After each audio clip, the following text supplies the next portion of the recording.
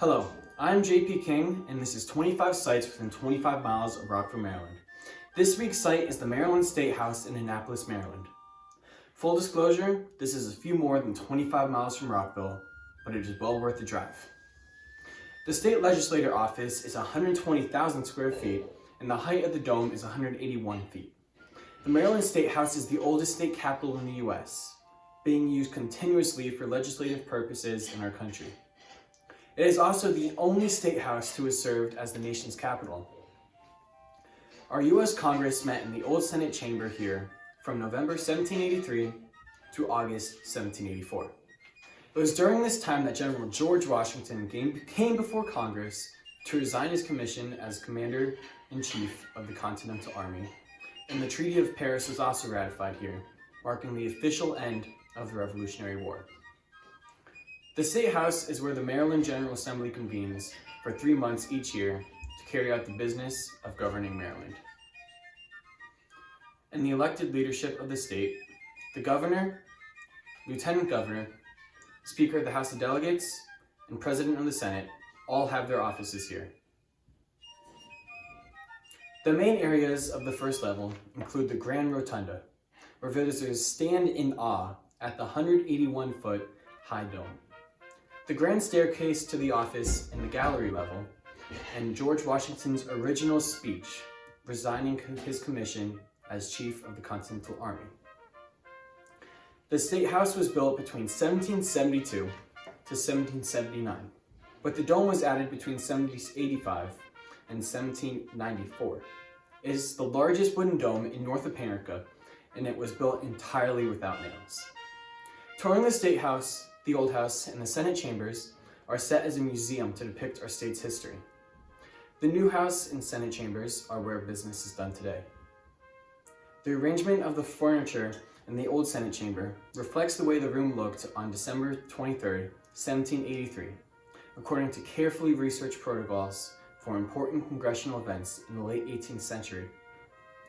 Congress met in the old Senate chamber from November 26, 1783 to August 13, 1784. A statue of Washington is shown facing the rostrum where the President of Congress, Thomas Mifflin, would have been seated as Washington resigned his military post on December 23, 1783, to return to his farm at Mount Vernon.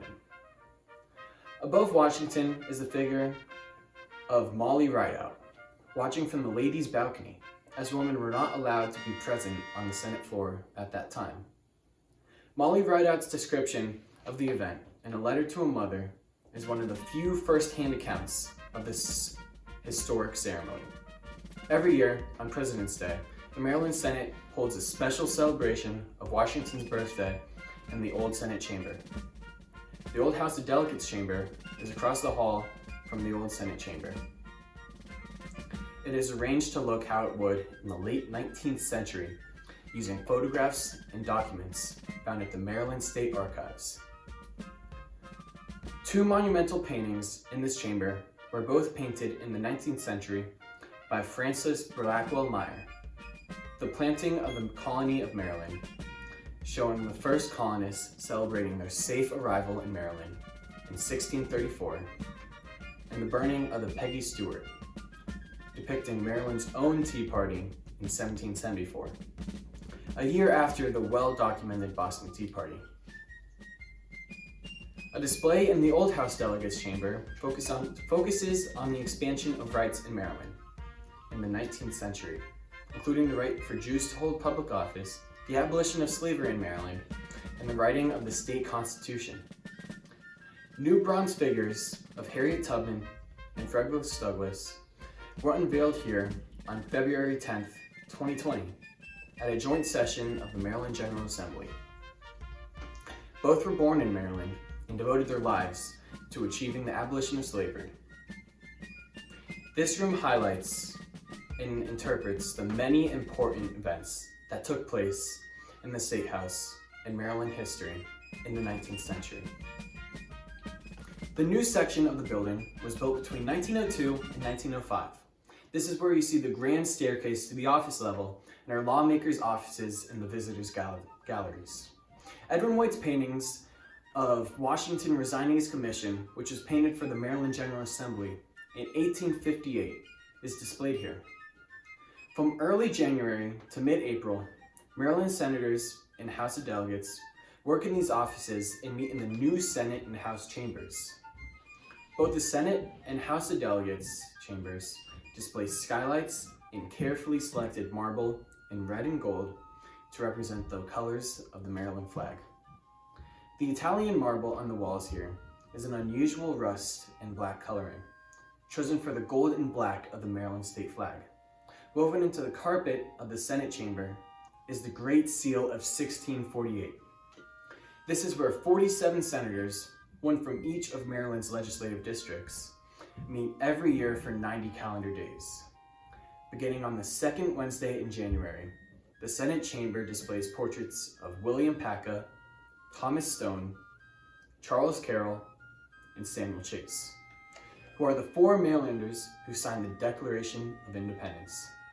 On the desk at the front of the chamber are 2 small statues, one of John Hanson, a Marylander and the first president of the United States under the Articles of Confederation in 1781. The other one is Charles Carroll of Carleton. The House of Delegates chamber is the larger of the 2 legislative chambers, since the House of Delegates includes 141 members, 3 from each of the state's 47 districts. There are panels on both sides of the room for a computerized voting system used by the delegates. There are portraits of former speakers of the House of Delegates, arranged in chronological order around the room. Unfortunately, COVID restrictions kept me from visiting in person this week, but the State House is normally open every day except for Christmas and New Year's for tours from 9 a.m. to 5 p.m. Even so, you can probably find a good place to eat Maryland blue crabs once the weather improves. Thanks for letting me share Maryland State House with you today.